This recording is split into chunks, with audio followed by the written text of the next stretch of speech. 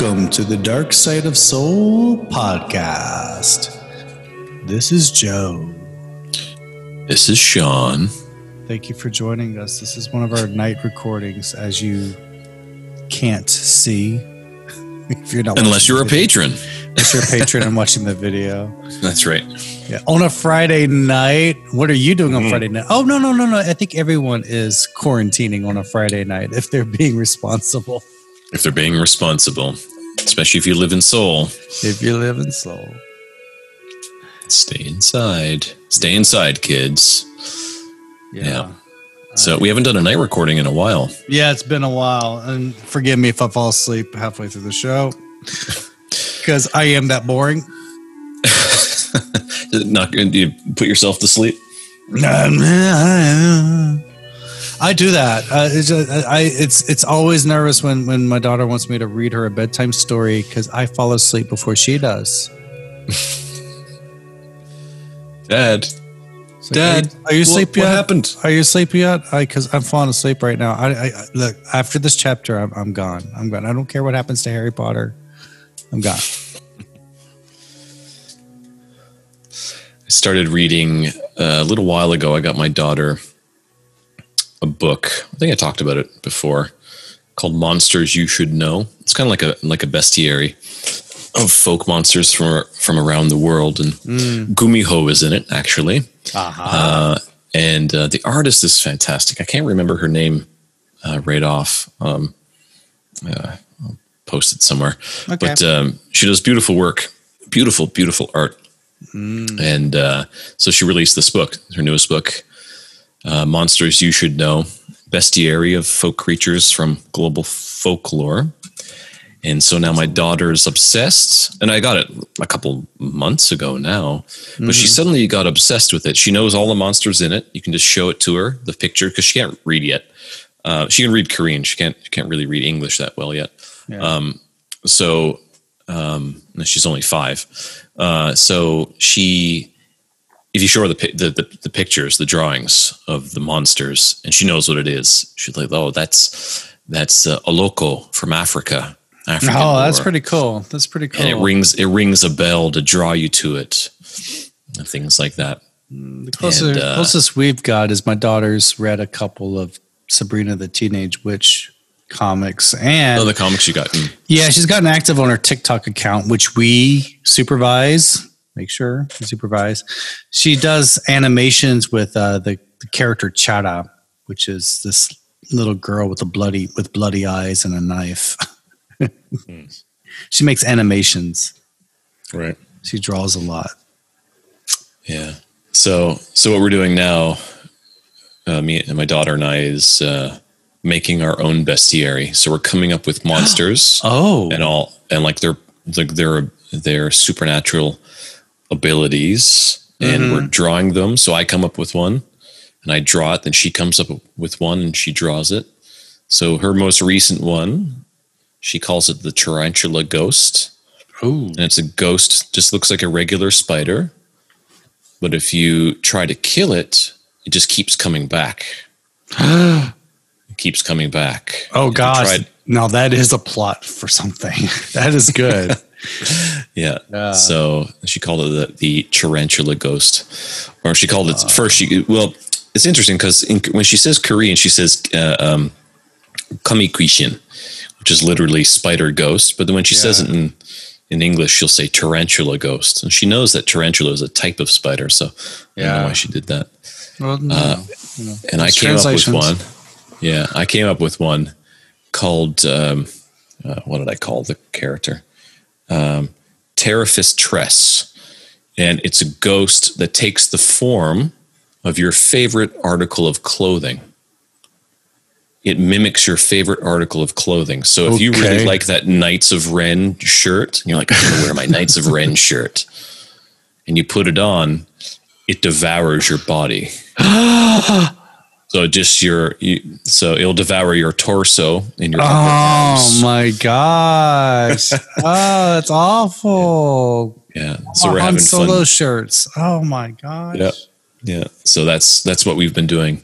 My most prized she's home again with the quarantine. Yeah. Long gone was What was it?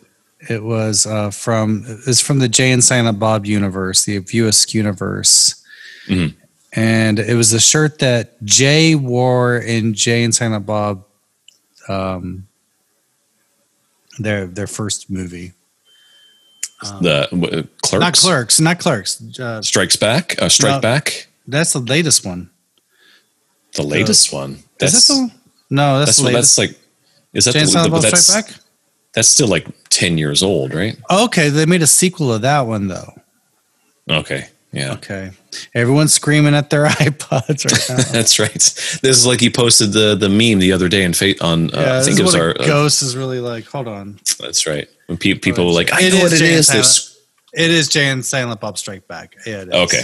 That's the one that has everyone in it. There's cameos by everyone. Yeah, but they're on the movie lot, right? But he recently made a sequel to that and tons of cameos again. But it makes fun of reboots. I didn't see that. Oh, okay. I didn't see that. I think it's called Jay and Silent Bob Reboot. Yeah, Jay and Silent Bob Reboot. Yeah, that's what it is. Oh, really? It's pretty good. It's only good. This is one of those definite ones you have to really be familiar with the universe to get anything in this movie. Otherwise, it's really the stupidest movie you've ever seen. Right. But if you're in the Jay and Silent Bob universe, it's great. So, have you seen Tusk? Kevin Smith movie Tusk? No. I know this is a horror movie. It takes place in the South or something like that. It's weird fiction for sure. Yeah. It's a horror film. It's body horror, but bizarre. Very, very bizarre. So my shirt was a Berserker shirt. Okay. All right. It was cool. Right. Berserker. And on the back, it had the concert dates for Fuck Your Yankee Blue Jeans. Okay. Did they play in Newfoundland? I don't remember any of that. Probably not. It was EJ made me get rid of it years ago. It was the black t-shirt was basically charcoal gray at this point, full of holes. Mm-hmm. And it was so loose that you could just see, it would just hang down and show all of my cleavage. Right. Well, my favorite shirt is I got a bunch of shirts. I got a lot of t-shirts, a lot of Monster t-shirts. But my regular t-shirt, I have a ton of shirts with nothing on them. I don't like wearing like a Nike shirt or something. I'm not being a billboard for Nike. I really don't like logos. So here I'm saying that. Yeah, but that's geek culture, like your shirt, right? That's different. I don't understand designer stuff where the only thing that makes it designer is the logo on it, like Tommy Hilfiger. No. It's just when that was popular in the 90s, I was like, the only thing that's different about this shirt and any other shirts is the stupid logos on it. The best thing about Tommy Hilfiger is when Beavis and Butthead made fun of it. They did. Tommy, pull my finger. Oh, there you go. Yeah. 90s humor. 90s cartoon humor. Beavis and Butthead. I hear they're coming back. Really? Right. Yeah. Yeah. Oh, it's good. Anyway, so we do run. We do have a tour. We have a lot more than the podcast. Yeah, we do run the Dark Side of Soul Ghost Walk. You can book Soul's #1 ghost tour at darksideofsoul.com.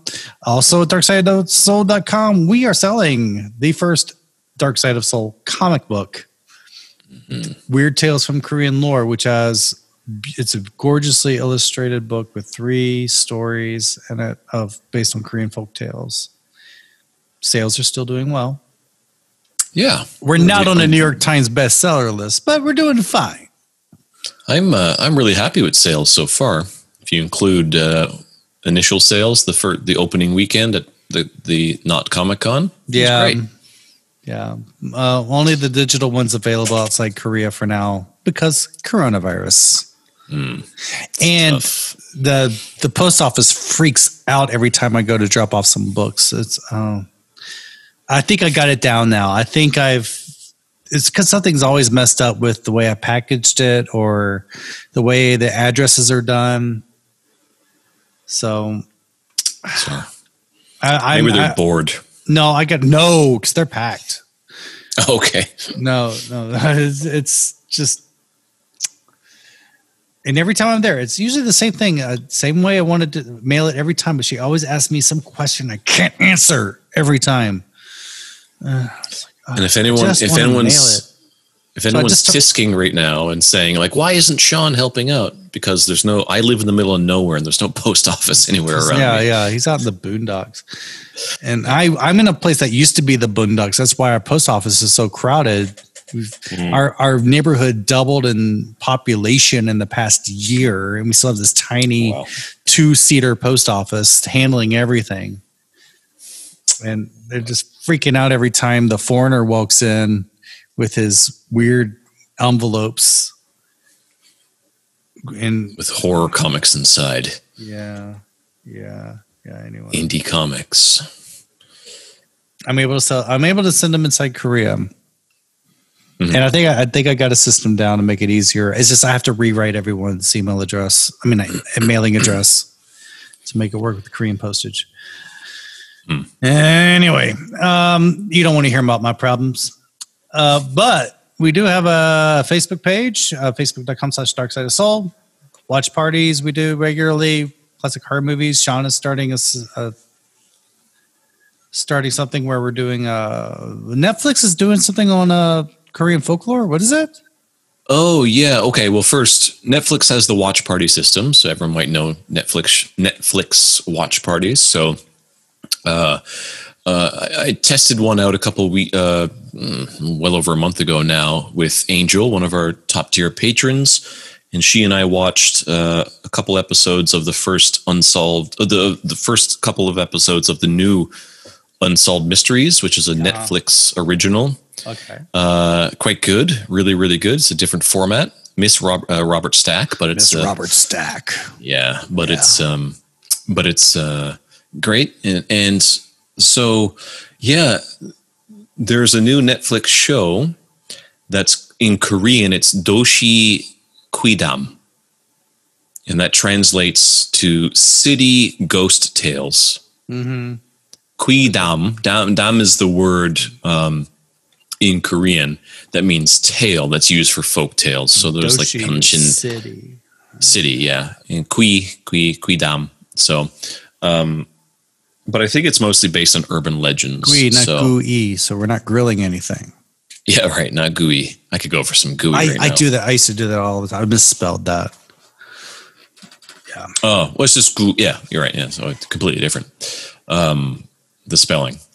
But yeah, so we're going to do different things. Yeah, there's this new, so the series was just released a couple days ago, and we're going to do a watch party, a Netflix watch party this week to kind of try it out and share the link around. By the time this is released, it will be done. But I'm going to do them more, and I'll share the links on our Facebook page and our social media and things like that. If you want to follow, if you're on Twitter, follow either Joe or me. I'm posting a lot more these days. I'm kind of back on there, kind of promoting the comic, but I promote I promote the tour and other things like that as well. So I am. What is my username on Twitter? SJ Morrissey. I think that's who I am. And then Joe, you're Zen Kimchi, right? Yep. On Twitter. So yeah. So anyway, if you're that's another place you can follow us. So there is no Dark Side of Soul on Twitter, but I guess both of us collectively are kind of the Dark Side of Soul. We post about it. Yeah. Minji's back too. If you're going on our Facebook page, Minji the Ghost is back, annoying everyone. If she talks to you on our page, just say hi to her. She's really friendly. She will bug you though. Sometimes. Yeah. In fact, I had a conversation with her late yesterday. See how she's doing. Mm-hmm. She's fine. We also, if you've had any supernatural experiences in Korea, please contact us. We're working on a new book, compiling these and sharing them. You can do that through our Facebook page. Also, Sean, we want to give a shout out. Yeah. We got a really nice message from a very nice woman who I don't know her name, but her username on Instagram is T Calamity. And she mentioned that she discovered our podcast back in April. Wow. And those are the old days. Yeah. All them months ago. She discovered a podcast, and she and her daughter are very interested in Korean history and lore. Wow. So they've been following the podcast and they really enjoy it. She said that we're entertaining and they really like the show. And so just wanted to say thank you for the nice message you sent us on Instagram. Hope you keep watching. So good. Keep listening, I should say. I love that. That makes me feel so good. Mm-hmm. So thank you, T Calamity, and your daughter. We do feel like at times we're doing this in a vacuum. Even though we do see the stats and everything, we do feel like we're doing this in a vacuum. Yeah, we're over 3,000 downloads. Yeah, we're doing okay, but still. What are we talking about today, Joe? We're talking about someone I talk about on my tour. Mm-hmm. He is Prince Sado. Prince Sado, who just is one of the most infamous characters in Korean history and royalty. He's been on a lot of Korean dramas, films. In films. There was a whole film about him a couple of years ago. Yeah, it's the what is that called? The Throne. Sado. It was called Sado. Was it just called Sado? I think so. Yeah. Okay. Mm. And it's easy to remember because it sounds like sadist. You have to have these mnemonics when you're trying to memorize Korean historic names, especially king names and prince names, because Jongjo, Youngjo. Yeah. The good thing is that you only really have to remember the first character, and then the second character is either Jo or Jong. Yeah, for Chosun. For Chosun. Yeah. So that's true. Yeah. Like Korean people who've grown up studying all this, it's tough to remember all these names. Yeah. So they blend in a bit. But yeah, Sado, definitely an interesting character from Korean history and specifically Chosun. Born Yi-sun. He's from the Yi lineage, the Yi family line. Born 1735. Towards the middle of the 18th century. Interesting character. Now, I don't know, I haven't really focused a lot of my study on history. My studies are specifically heritage with a focus on folklore, as people know from listening. You really avoid royalty. Well, I don't avoid royalty. I just don't respect royalty. I kind of view royalty from the past. I'm a little bit baffled by this adoration for royalty. To me, it confuses me a little bit because in modern times, we're a little bit annoyed, especially in the last several months. We're quite annoyed by the elites, the billionaires who just keep getting richer, especially during this global pandemic. Yeah. Where so many of us are suffering and having a hard time of it, and these people are getting richer.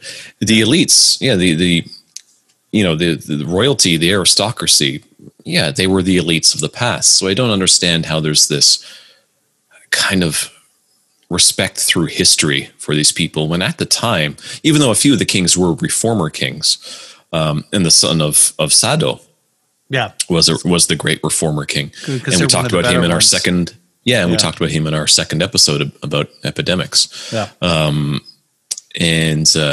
So surely, of course, there were great leaders, but they're still elites. I don't know. So I'm not. Yeah, I have this irreverence for royalty and the aristocracy. I just don't inherently. I'm not inherently drawn to them. I'm not absolutely interested. I'm far more interested in learning more about the commoners and just the people. So okay. But you're I'm like, interested. You're like the Howard Zinn of Korean history. Yeah. Okay.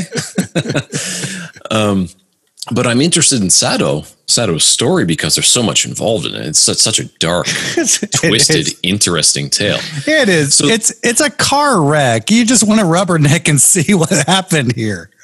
God, yeah, it's fascinating. And there's a lot of folk beliefs involved with this. At least one aspect, there's a bit of ghost lore, which draws my attention. Try to make it academic. Yeah, try to justify it. I know you're trying to do it. So let's start with a question, Joe. Would you agree with the suggestion that Prince Sado was Korea's first known or high-profile serial killer? I'd say, I don't know, because serial killers tend to be like people didn't know who they were. That tended to be a common thread with a lot of serial killers. They didn't know who they were when they were acting. Just Sado, everyone knew who he was. There was no mystery there. Sure. He was more of the King Joffrey of the Joseon dynasty. Right. Or more like, the bastard. What was his name? Anyway. Hwang Hei? No. I'm still thinking Game of Thrones. Oh, okay. I thought you were talking about an actual Korean king. No. No.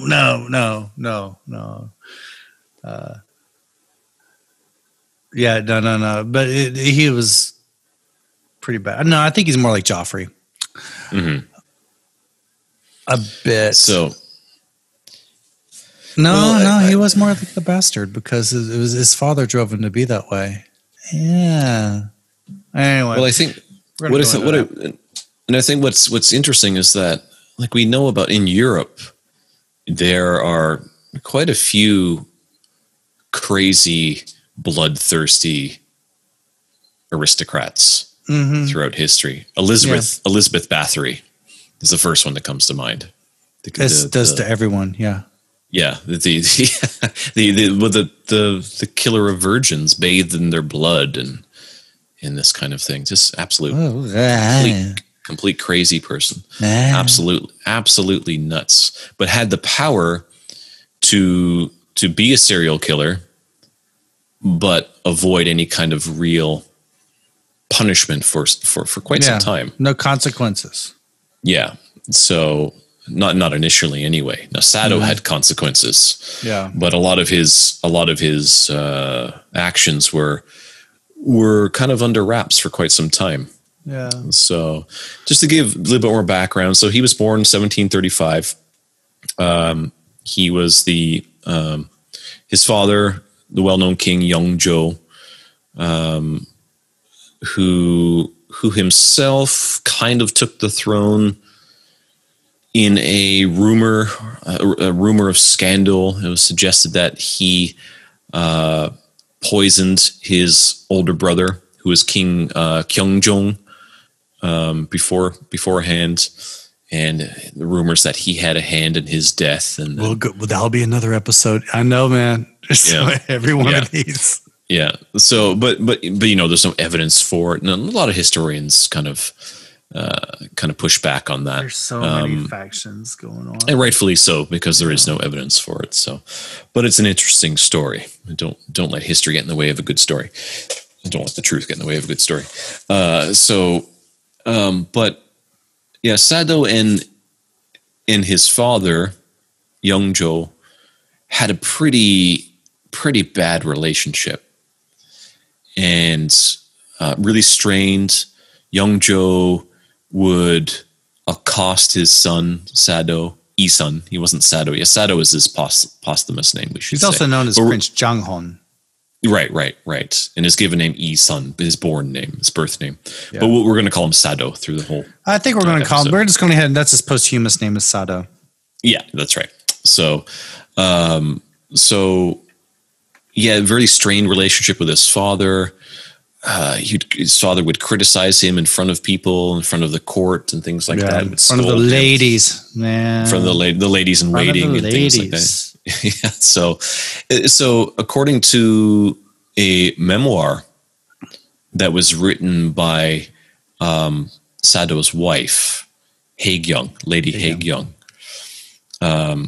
She thinks that it was this relationship that was the seed that started Sado down a path of madness. Mm-hmm. So now I have something really odd comes to mind when I think of this.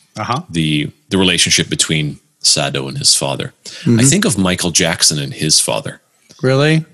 Yeah, I have no idea why. It just pops in my head because Michael, it's documented that Michael Jackson hated his father, was frightened to death of his father growing up.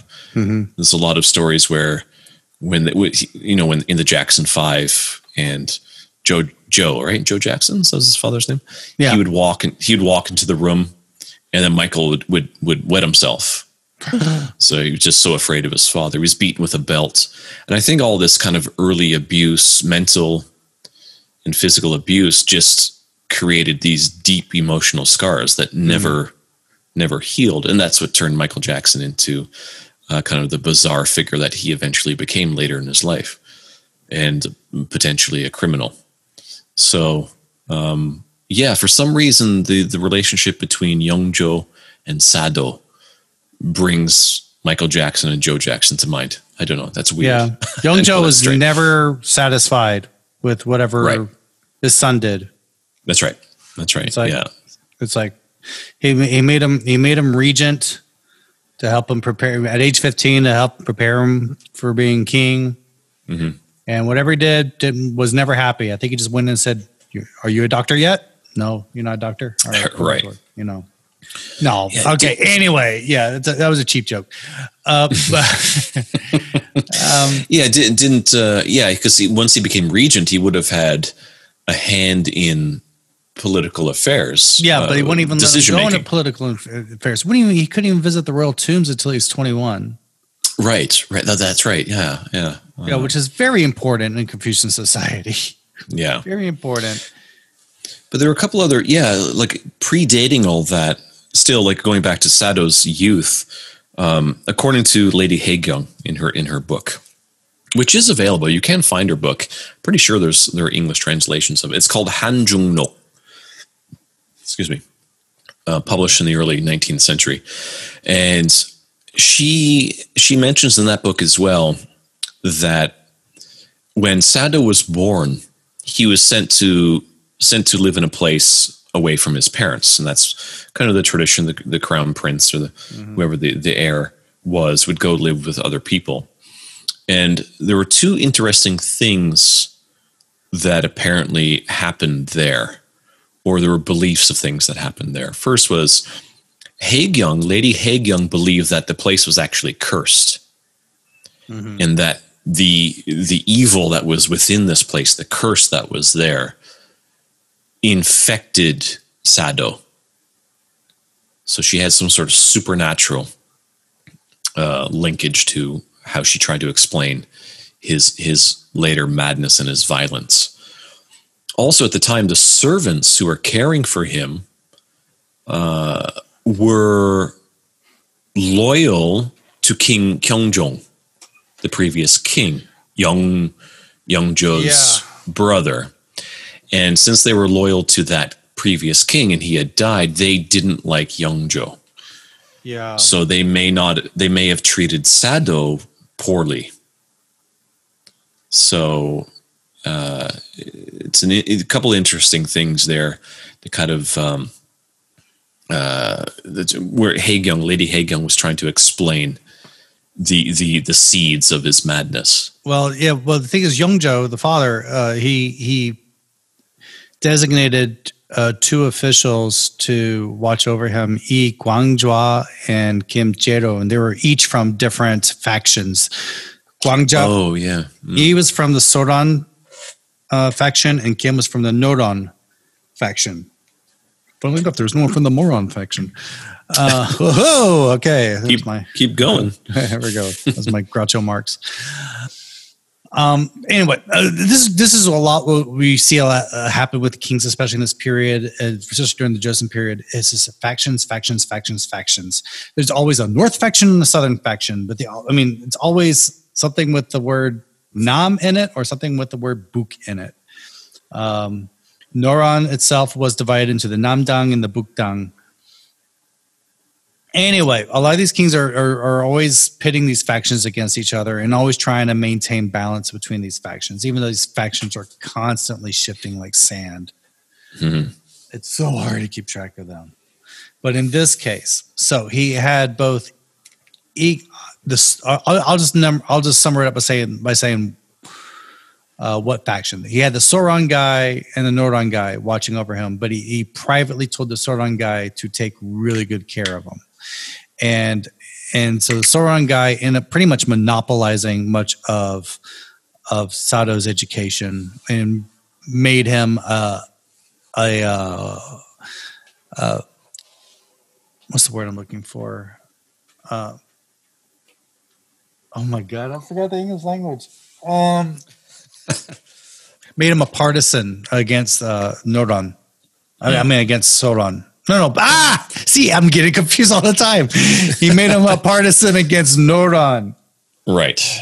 And so Noron was bringing upon themselves the whole time to depose him. They wanted him out anyway. They wanted Youngjo out. No, they wanted Sado to never become king. Oh, they didn't want him to be heir. I see. Mm-hmm. Okay. Mm. Yeah. Anyway. Well, in the end, they got what they wanted. Yeah, we'll get to that. There are some consequences to that. All right, let's get to the juicy stuff. Yeah, but there's a ton. Just quick, I think, because you have more of the historic aspect of this. So, just a couple of other points that I find really interesting. Lady Haegyung mentioned that her responsibilities involved replacing all of the people in the court who Sado killed. Yes. And or raped. That was her responsibility. And hiding everyone. And hiding all of it. Hiding all this stuff. Yeah. And so she was essentially the one protecting Sado. She was protecting him from being caught, being found out, from all the stuff that he was doing. And she states in her book, the Hanjungnok, that she lost count of how many people Sado had killed. Mm. She didn't remember. There were so many. Yeah. And it all started, his killing spree really started with a eunuch. Mm-hmm. One of the palace men, a eunuch, and lost his temper, flew into a rage, and cut the eunuch's head off. Yep. And then took the head to Lady Haegyung and a few other court ladies and showed it to them. Mm-hmm. So that was the first time that Haegyung had to work things out. Yeah, that was the first one. And then it just kind of escalated from there. Let's start with his mental breakdown. I think it started with when he was around 10 years old. He started suffering he had such a severe illness that he would frequently lose consciousness. Mm-hmm. It was around after that he started getting all this anxiety around his father, the same way my cat gets when it sees me, even though I did nothing to the cat. It's a rescue, right? Yeah, rescue cats, skittish around males. But because of all the abuse his father gave, he got really close to his sister, his mother, and his grandmother. He got really close to the women in his life. And a lot of this mental deterioration started when his mother and grandmother died within a month of each other in 1757. So I can't do the math. How old is he then? 23? 22? Yeah. 22. Yeah, he was 1735. He was born. Yeah. I'm not good at math. Yeah, this all happened, but he was having other things as well. I mean, his mental self was deteriorating so much. So one thing I think you put in your notes too, he feared thunder. Mm-hmm, yeah. And it wasn't just like, going, oh, every time you hear thunder. He read this Taoist text called the Okchugyong. And after he read this text, he hallucinated about the thunder god. And so he got really deathly afraid of thunder and anything. He didn't touch anything that had the characters from the Okchugyong book. He feared the thunder god, really? Yeah. Thunder god. That would be Naishin in Korean. The Naishin. That's interesting. I didn't know that was the root of the fear. Yeah, it came from that. I think that came from her book too. That she mentioned that. Oh, really? Lady Hagen. I don't know. I don't remember that. Anyway, yeah. Okay. So yeah, the mental deterioration. He killed the eunuch, but the eunuchs. There's something about the eunuchs though. He was beating the eunuchs ahead of time anyway. Before this happened, anyway. He had a big thing against them. Then he just frequently started killing palace staff just to release his emotions. Like you said, lots of rapes. He would beat people senseless so he could take advantage of them sexually. And Lady Haegung did report it to the royal consort, but she did not want her to. She was very secretive about it because she did not want Sado's wrath to be aimed at her. Another weird thing about Sado was he had this weird OCD over clothing. Oh, this is fascinating to me too. I think this is I think this is one of the most fascinating things about his story. And I said it's OCD. Other people said he had a thing about it. And I was like, no, this is OCD. The most serious OCD. So Lady Haegun would have set out maybe like 10 to 30 sets of clothes. And he'd have to burn some of them on behalf of some ghost. And then, of course, royalty, they don't put on their own clothes. The servants put the clothes on. But they have to put it in just the right way. If one part was off, he'd hurt or even kill the servants if he did not get his clothes on. They did not put them on him properly. Yeah, that's called vestophobia. It's a fear of clothing, and which is even doubly tragic phobia because it can lead to claustrophobia. So you could be inflicted with two phobias. So that might be part of it with him as well. He may have also gotten claustrophobia because of that. Just could have been a streaker. If he was a streaker, it saved a lot of lives. Yeah. Yes, right. Too soon, Joe. Too soon. Okay. Oh boy. Well, he did. Of course, like royalty, he took on a consort, had two sons through her. One of them died. The other one, spoiler alert, became the next king. Again, we talk about him in our second episode. Yes, we did. Epidemics. Yeah. But he took on another consort after his mother and grandmother died. He took on another consort, Pingay. Pingay. Pingay or Pingay? I didn't see it in Korean. I think it's Ping. Yeah, I think it's Pingay. Pingay. Can't remember. But what's interesting about this is Pingay was one of his grandmother's former ladies in waiting. So him taking her on as a consort is kind of a little incestuous. No, I'm sorry. It's Bin Gay. Bin Gay? Yeah. Not Ben Gay. Bin Gay. It is gay.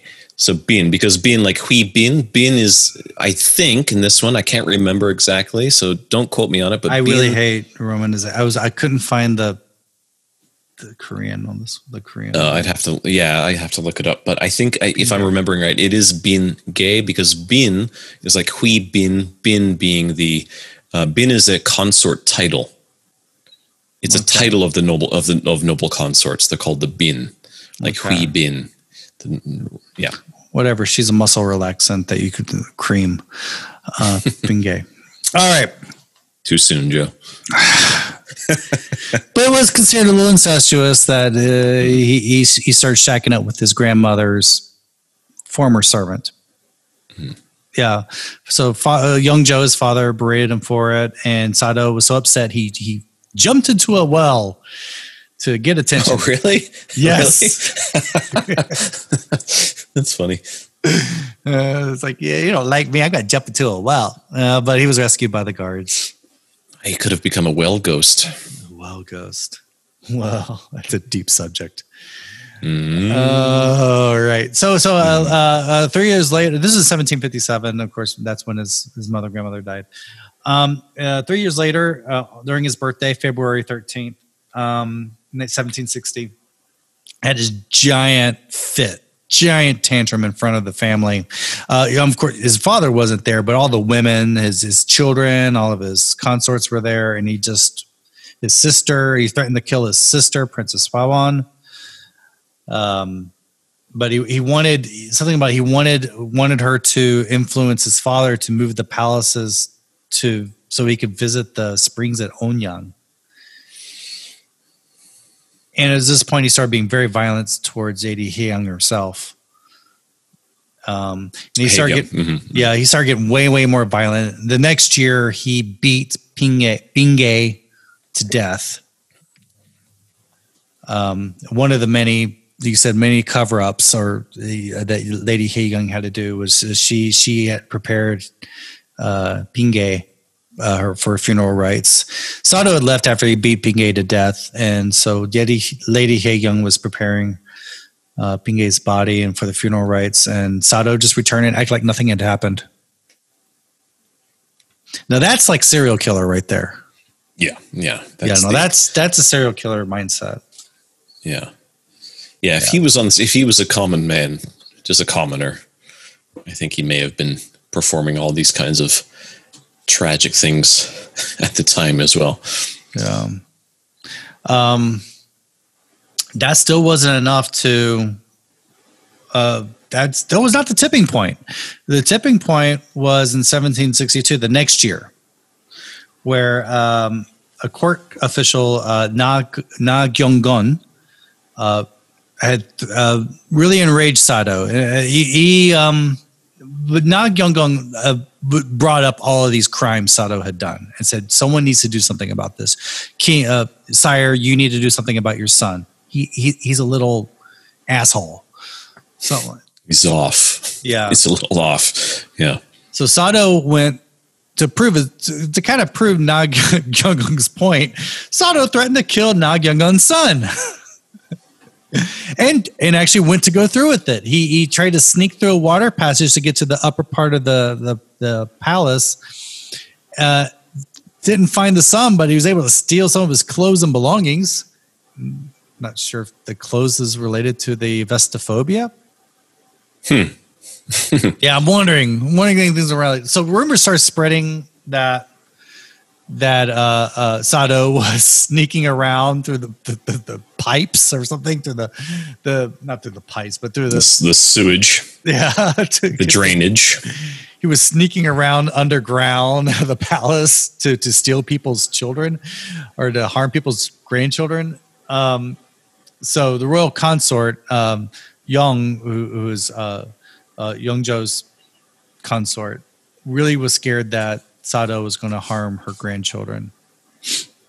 So she begged Young Joe to do something about it. Now, this is the issue, is royalty. This is the problem. Since he's royalty, he has royal blood. His body could not be defiled. He could not be executed like a common person. The other alternative, if that can happen, is, well, you would punish their families, do a communal punishment, which happens a lot.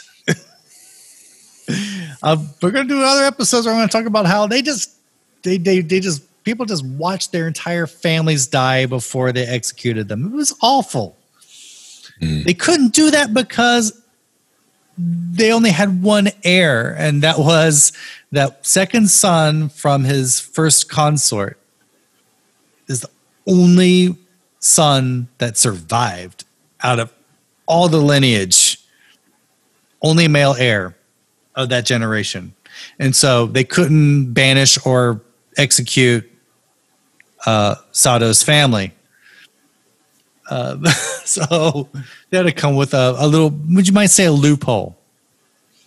So in July of 1762, Yeongjo, the king, ordered Sado to climb into this rice chest, which is like the average size of a chest. You think of a pirate chest around that size. Arr. Get into the chest. That's not the most comfortable thing to get into. Sado just pled for mercy. I ain't gonna do it again. It's not me. I'm a victim of a coup or my vestophobia. Yeah, everything. They begged for his life. When they put him in, he did everything he could to try to get out.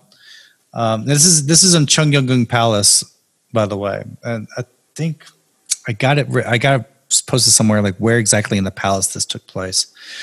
Mm-hmm. So he was on the palace grounds where everyone, a lot of people inside the palace could see what was going on, and this has been dramatized so many times. After 2 days, he tied the chest. Yeongjo tied the chest up with rope, covered it with grass, and moved it to the upper palace, a little further away from the public. And what I mean by upper palace, it doesn't mean like up the second floor. I mean like towards the back. Mm-hmm. But he was noisy. He was still didn't go quietly.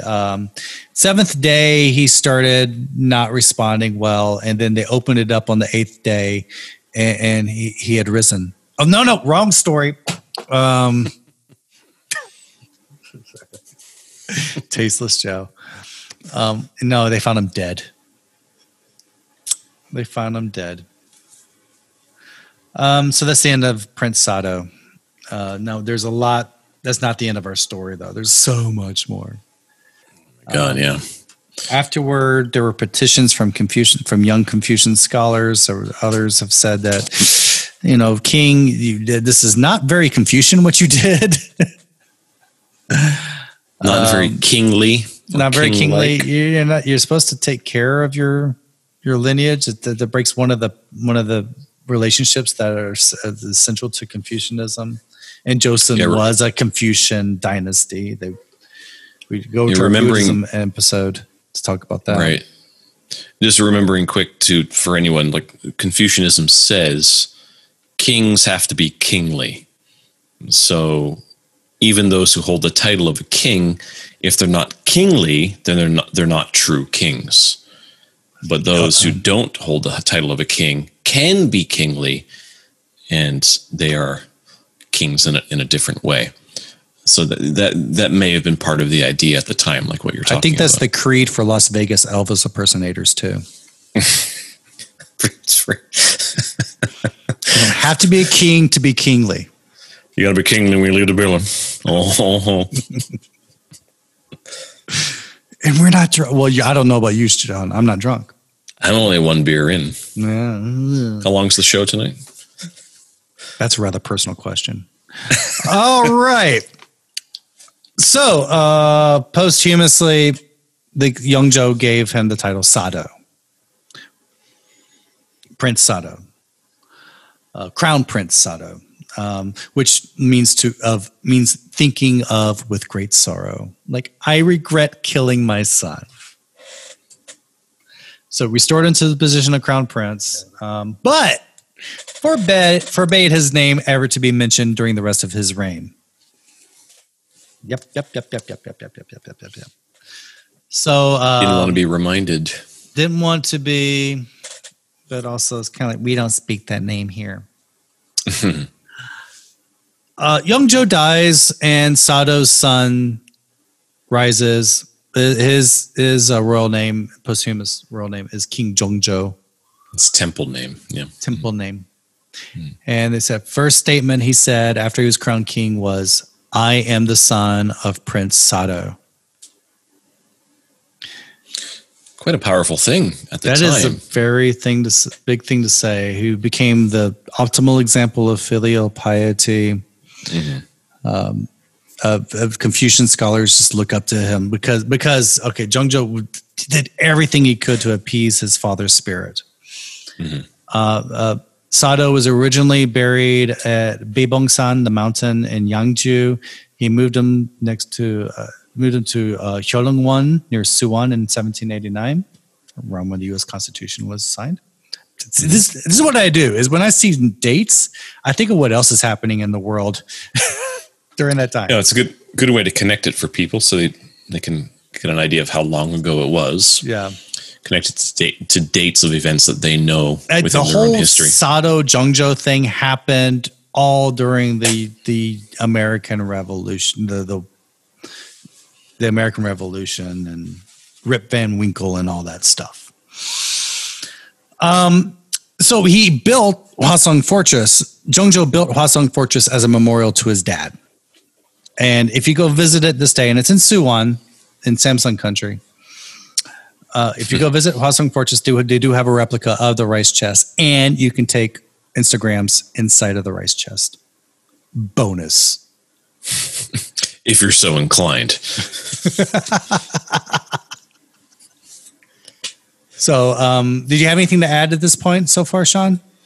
No. Yeah, I think I've gone through all the points that fascinate me by the Sado story. I'm going through all these alternative theories. This is from this book I've been reading, The True History of Korea 2, The Political History of Joseon, which is kind of like a Howard Zinn version of Korean history. It concentrates a lot on political factions, so it's hard to see if you can keep up with me. I'm going to lay down this alternative theory about Sado.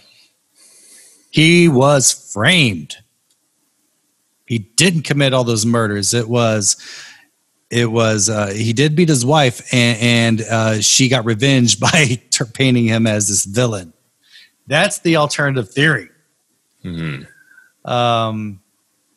So go back again. I'm going to recap. So when Sado was born, Yi Guangjua of the Soron faction and Kim Jae-do of the Northern faction were commissioned to take care of him, take care of his education early on. Yi Gangwa, the Soron faction, kind of dominated and got Sado to hate the Northern faction. Now, this is the other thing, too, is members of each faction were fathers-in-law. So there was the Noron itself was divided itself into the Namdong, which is run by it was called the Kim Jae-do. I think it was Kim Jae-do. It was the Kims, which are they're the southern faction, and that was Yeongjo's father-in-law, the king's father-in-law, and then Hong, the Hong faction, which is Sado's father-in-law. So we had Yeongjo's father-in-law versus Sado's father-in-law, pitted against each other. The Hong side won, but as far as influence went, but when Sado's mental health started deteriorating, the Kim faction took this as an opportunity to get power. And so that's led to the Kim faction getting one of their friends, Na Gyeonggon, to openly accuse the prince of misdeeds, which led to his execution, but made Sado go really far nuts and try to get Na Gyeonggon's son. Yeongjo, when Na Gyeonggon made those accusations, Yeongjo, of course, to keep up propriety, ordered Na's execution. He dismissed Sado's father-in-law as chief state counselor and replaced him with Shin Man, who is one of the Bukdang, the other faction. But then he saw there's a misbalance, so 5 days later, he put Hong back in as the vice chief state counselor. Okay, so following all this, but even after he did all this political stuff, and he saw this was all political, this is all, Yeongjo kind of saw this all as just more factionalism. trying to depose the prince. But even after he tried to shuffle the cabinet, he's still pissed off. He's like, yeah, we got to get rid of the bugger. And so this is really interesting is that when he deposed the prince and locked him in the rice chest, no one came to the prince's defense. Not his wife, not his father-in-law, not his biological mother. None of them went to his defense. And one of the reasons they say that his father-in-law didn't object was it was for self-preservation, because they felt that the Noron, because his father-in-law was actually part of the Noron faction, and they were afraid that if Sado came into power, the Noron faction would be eliminated. So this is kind of a self-preservation thing for them. Oh my God, were you able to follow all that? The father's name was Hong something. Keeping track of everything. Just know this is why I always say Korean history is Game of Thrones in Asia. Not only the violence, but just everyone changing factions all the time, and so many factions to keep track of. It is Game of Thrones. So much backstabbing and manipulations going on. That is just a tiny bit. That's just a tiny bit of Korean history. A tiny slice.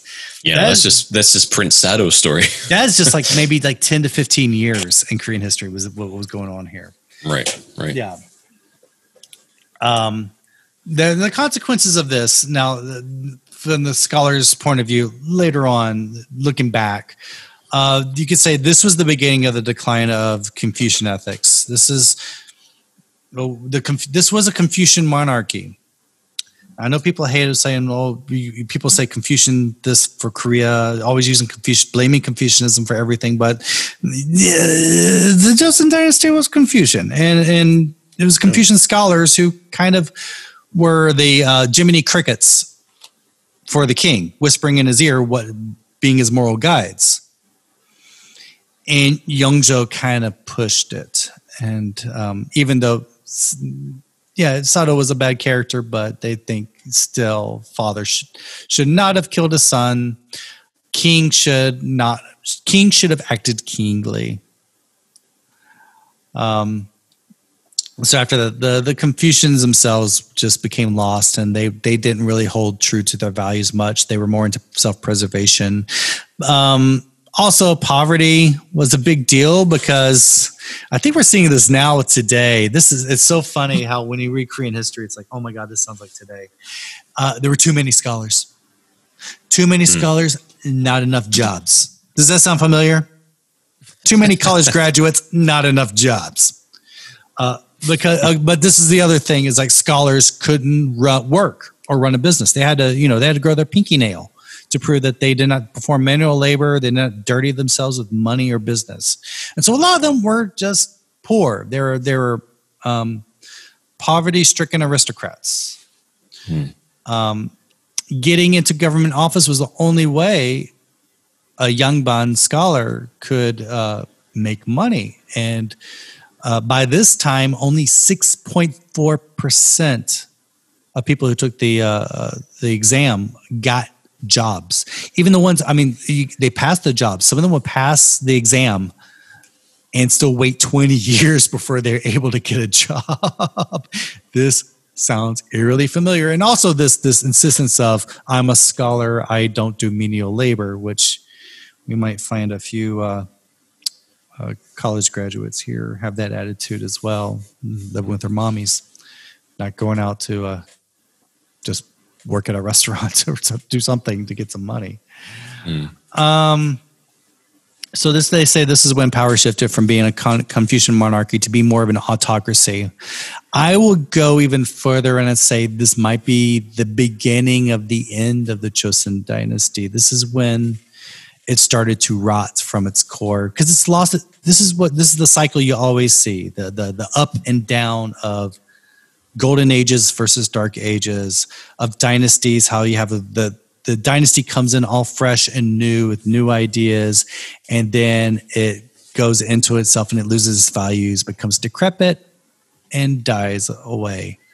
And this is it, is because the Joseon dynasty came upon the backs of the decrepit, you would say the, the corruption of the Buddhist during the end of the Goryeo dynasty. Mm-hmm. That's how the Joseon dynasty came into power with these neo-Confucian ideas. And now after Yongjo killed his son, we don't really hold those ideas to be true anymore. It's kind of like, it's kind of like the Galactic Senate and the Sith were able to take over because they became corrupt and bloated and weak and lost their values. Mm-hmm. Yeah. When the Jedi became soldiers, Star Wars. They became soldiers, and that's not what a Jedi does, Yeah. They lost their values. The Jedi lost their values, and that was their downfall. Yeah, that could be, that's an interesting point, because at that time as well, I think you mentioned earlier how Sado was very close with women in his life. He was also very close with his sister. Mm-hmm. And when she died, she was quite young. She was only 19 or 20 years old. When she died, apparently he took that really hard. That he grieved. Yeah, that was another one he took really hard. Yeah. And she wasn't liked by her father either. That's right. She was shunned.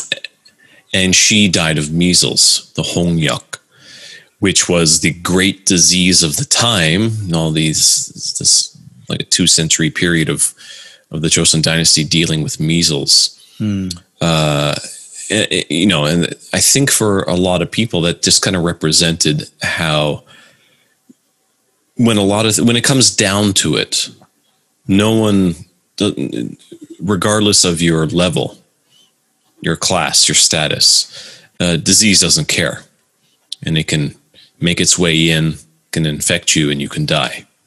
And I think that may have been, you're talking about like the removal of maybe certain ideals at the time. I think there may have led to the beginning of the fall of the Joseon dynasty, rotting from its core.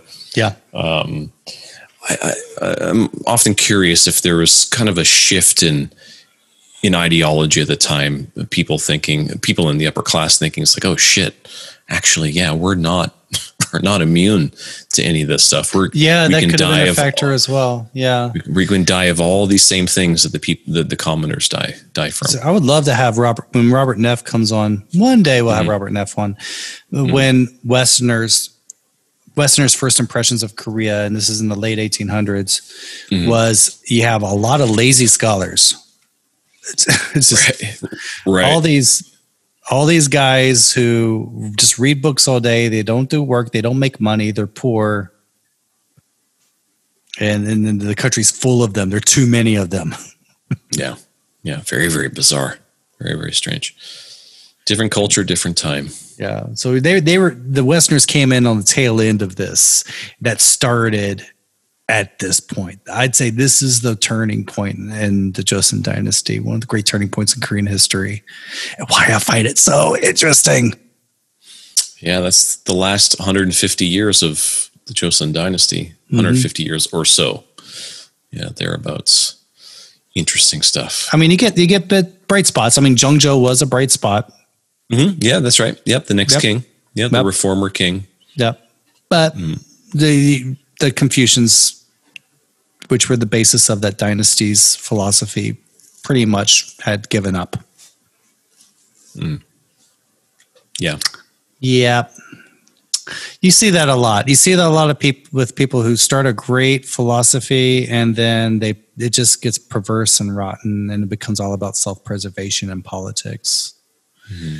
And then that's when they become weak and die, when they lose touch with their original values. You can say that for a lot of things, couldn't you?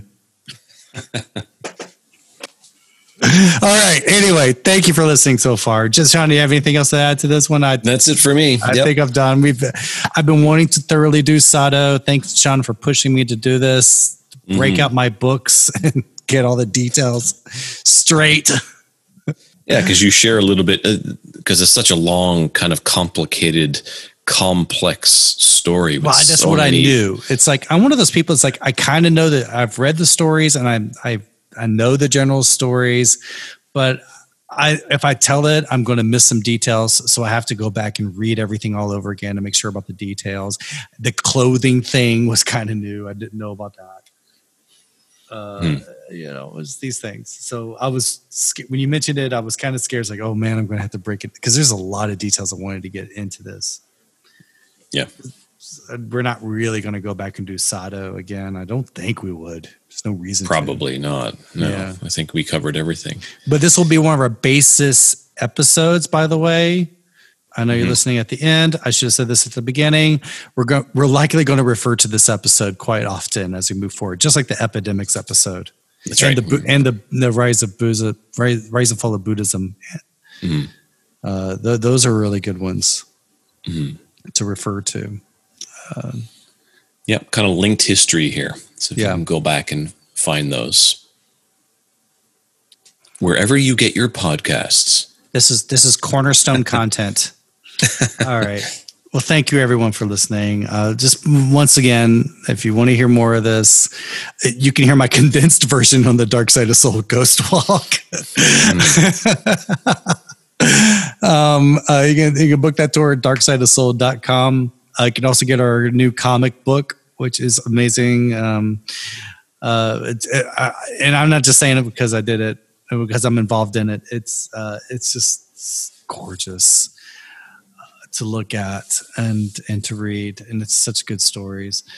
You can get that also on our website at darksideofsoul.com. You can get the digital version. We're seeing if we can try to get it on Amazon, on Comixology.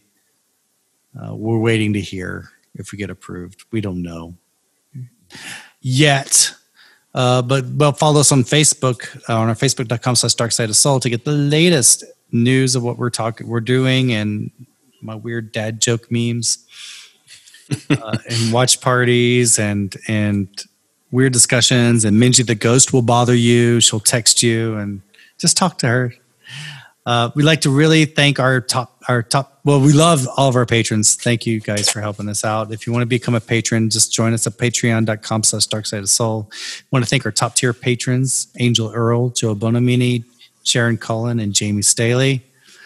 Thank you guys for everything. Our music you might be listening to is by Sorok-san, which you can find on Bandcamp under Jeju Digital. And you can also get more of his music if you become a patron, starting at just $5. You become a patron. I think at the $10 mark, you can get some of the music. $10 a month. Yes. Cancel at any time. But please don't.